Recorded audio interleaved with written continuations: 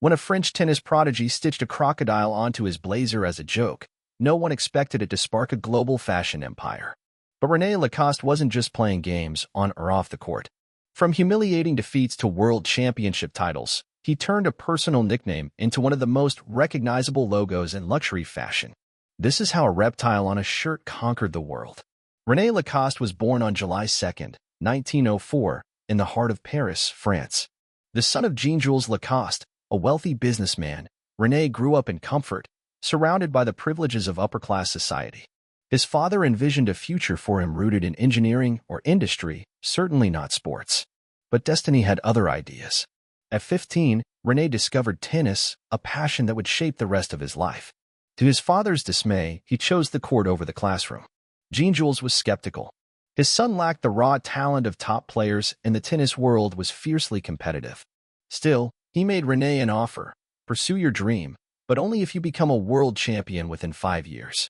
It was a near-impossible ultimatum, but instead of deterring him, it fueled René's ambition. For the next 3 years, he trained with unwavering discipline, refusing to let go of his dream. His first major test came in 1922 at the Wimbledon Grand Slam. He lost in the first round. It was a crushing blow. The pressure from his father, combined with the harsh taste of failure, could have ended his tennis journey right there. But René didn't give up. He returned to the court, traveled to America, and entered the U.S. Championship. There, he showed progress, reaching the fourth round before being eliminated by Cecil Campbell. Slowly, through defeats and determination, he improved. And by 1923, he was selected to represent France in the Davis Cup. Alongside Jean Barotra, Jacques Brugnon, and Henri Cochet, René helped form a legendary quartet, the Four Musketeers. Together, they would change the history of French tennis. But René wasn't just chasing titles. He was chasing a promise to his father. And he was only getting started. By 1923, René Lacoste had earned his place on the French Davis Cup team, but he was still the underdog among the Four Musketeers. Unlike his more flamboyant teammates, René was quiet, analytical, and methodical. He lacked the raw showmanship of Jean Barotra or the grace of Henri Cochet, but he had something else: grit, strategy, and a relentless will to improve. In 1925, he reached his first major final at Wimbledon, but fell to his own teammate, Jean Barotra. The loss only hardened his resolve. He returned to training, obsessing over his game, watching his opponents, studying the mechanics of movement and shot selection. That same year, he stormed back to win the French championship, a major milestone on his path to fulfilling his father's condition. Then came his rematch at Wimbledon. Facing Barotra again, René took to the court with icy focus and clinical precision. This time, he emerged victorious. In his father's eyes, René had finally become the champion he had promised to be. But his journey didn't stop there. The following year, he faced a crushing defeat at the French championship, followed by a self-imposed hiatus from Wimbledon. Rather than sulk, René doubled down on training, pushing his physical and mental limits. In 1926, he returned to the global stage at the U.S. National Championship. Once again, he was pitted against Jean Barotra in the final.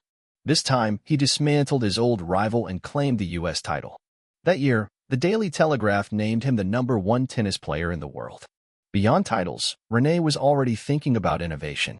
He invented an early version of the tennis ball machine to refine his practice. His game was evolving, his influence growing. But no one, not even René, knew that something far bigger than tennis was about to begin.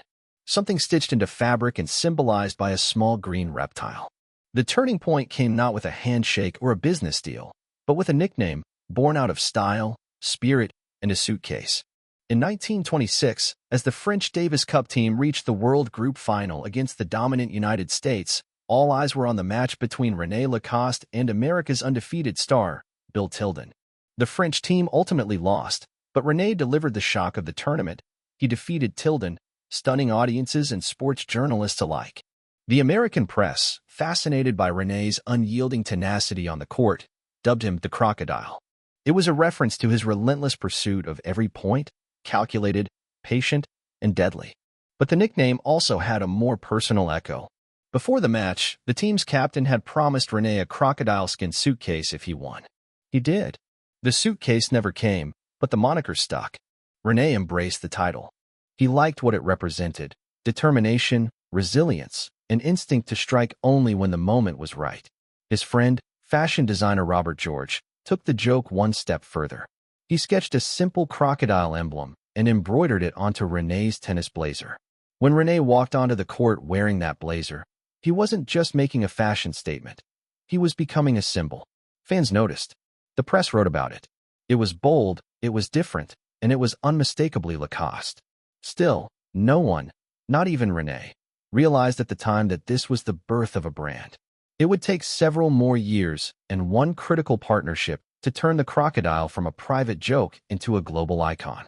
By the early 1930s, René Lacoste had not only earned his father's respect and a reputation as one of the world's top tennis players, he had also planted the seed for something far more enduring than trophies. That seed was stitched on the left breast of his blazer, and soon, it would become one of the most iconic logos in fashion.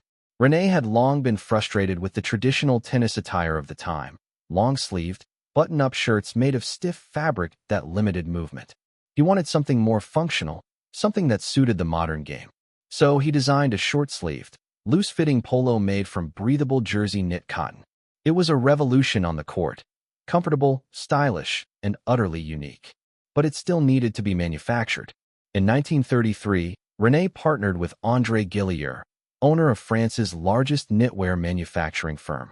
Together, they founded La Société Chemise Lacoste.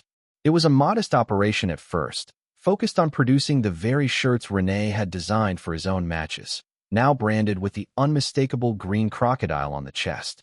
These weren't just sports shirts. They were statements. The Lacoste polo became synonymous with elegance, functionality, and quiet confidence. Over time, it transcended tennis. Golfers, sailors, and fashion-conscious individuals embraced the brand. The crocodile, once a private joke, now roamed beyond the court. By the 1950s, Lacoste entered the U.S. market through a partnership with the Izod Corporation. The shirts, initially only available in white, now came in a variety of colors. Lacoste became a status symbol, a wardrobe staple for the well-dressed and the athletically inclined. The rise was swift, but strategic. Lacoste didn't flood the market. It let the brand speak for itself. With René as the figurehead and the crocodile as the emblem, Lacoste was no longer just sportswear. It was becoming a lifestyle. As Lacoste grew from a niche sportswear line to a global brand, René's influence never waned. Even after retiring from tennis in 1932, he continued to innovate. In the 1960s, he introduced a groundbreaking steel tennis racket, an invention that would be wielded by champions like Jimmy Connors. His impact was no longer limited to style. It was shaping how the sport itself was played. But success brought challenges. In the U.S., the Lacoste-Izod partnership thrived throughout the 70s and 80s. Yet, confusion began to creep in. Many Americans referred to the shirts simply as Izod's, overshadowing the Lacoste name. Then, as Izod's parent company Crystal Brands sank under the weight of debt in the early 1990s, the partnership fractured. In 1993, Lacoste reclaimed full control of its brand in the United States, severing ties with Izod and re-establishing its identity. By then, René had handed the reins to his son, Bernard Lacoste, in 1964. Under Bernard's leadership, the company flourished. But when he fell ill in 2005, he passed control to his brother Michel, a longtime contributor to the company's vision.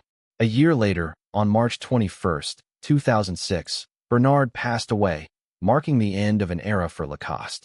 René Lacoste himself died on October 12, 1996, at 92 years old.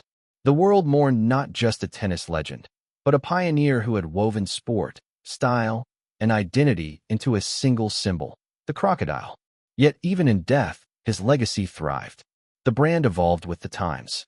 In 2000, new creative leadership under Christophe Lemaire helped shift Lacoste from functional sportswear to high-end fashion. No longer just a polo shirt, Lacoste began producing footwear, watches, eyewear, lingerie, perfume, and more. The crocodile had found new waters, and it swam with elegance.